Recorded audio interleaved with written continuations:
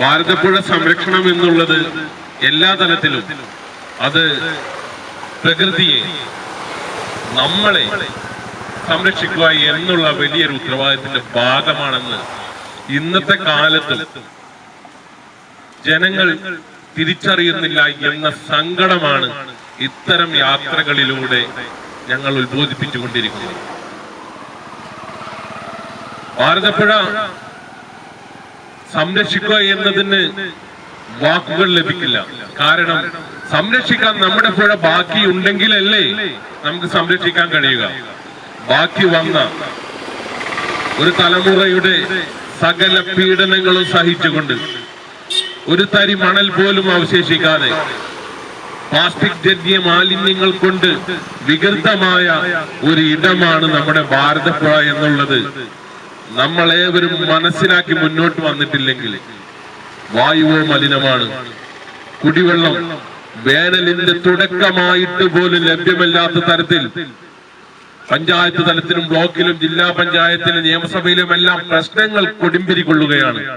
പക്ഷേ വെള്ളം നൽകാൻ നമ്മുടെ ഭാരതപ്പുഴയിൽ വെള്ളമുണ്ടോ? വെള്ളം നൽകുന്ന പദ്ധതിക്ക് ലക്ഷങ്ങളുടെ കുടിവെള്ളമായ ഭാരതപ്പുഴയിൽ വെള്ളമുണ്ടോ എന്ന് അന്വേഷിക്കാത്ത, ആ വെള്ളം കുടിക്കാൻ പറ്റുന്ന തരത്തിലാണോ ഇവിടെ ഉള്ളത് എന്ന് ചിന്തിക്കാത്ത വികലമായ ഒരു വികസനത്തിന്റെ ബാക്കി പത്രമാണ് നമ്മുടെ പുഴ. അത് നമ്മൾ മനസ്സിലാക്കിയതിടത്തോളം കാലം നമ്മൾ പരാജയപ്പെട്ടവരാണ്.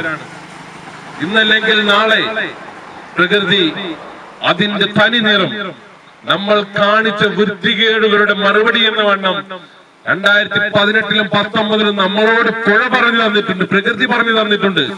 പ്രതികരിച്ചുകൊണ്ട് ആ പ്രതികരണം തുടർന്നാൽ എല്ലാം നശിപ്പിക്കുന്ന, എല്ലാം ഇല്ലാതാക്കുന്ന ഒരു സംഹാര താണ്ഡവം നമ്മൾക്ക് പ്രകൃതിയുടേതായും ഭാരതപ്പുഴയുടേതായും മറ്റു പുഴകളുടേതായും നമ്മൾക്ക് കാണേണ്ട ഗതികേട് വന്നുകൊണ്ട് എല്ലാം നശിപ്പിച്ച് ഇല്ലാതാക്കിയ ഒരു തലമുറയുടെ ബാക്കിയാണ് നമ്മളെന്ന് നമ്മുടെ പേര് കുത്തപ്പെടുന്ന തരത്തിലേക്ക് നമ്മൾ തകർന്നു പോകുന്ന ഒരു ചുറ്റുപാട് ഉണ്ടാവരുത് എന്ന കാഴ്ചപ്പാടിന്റെ ഭാഗമാണ് ഈ നേച്ചർ ക്ലബിന്റെ ആളുകൾ ഈ നട്ടുച്ച നേരത്തും ഇത്തരം ഒരു ചെറിയ ബോധവൽക്കരണ ഈ യാത്രക്ക് സ്വാഗതമായി നിന്നിട്ടുള്ളത്.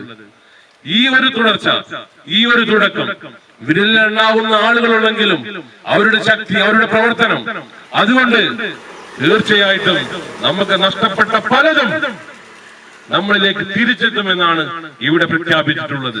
എന്തായാലും ഇത്തരം ഒരു പ്രവർത്തനവുമായി നേച്ചർ ക്ലബ്ബ് മുന്നോട്ട് വരുന്നു എന്നുള്ളത് തന്നെയാണ് നമ്മളുടെ പ്രതീക്ഷ. ആ പ്രതീക്ഷകൾ നമ്മുടെ പുഴയെയും പ്രകൃതിയെയും സംരക്ഷിക്കുന്ന വലിയൊരു ഉത്തരവാദിത്തം ഏറ്റെടുത്തുകൊണ്ട് മുന്നോട്ട് നീങ്ങുന്ന ഒരു കാഴ്ചപ്പാടിന്റെ ശരിയായ വിശകലനമാണ് നമുക്ക് നൽകുന്നത്.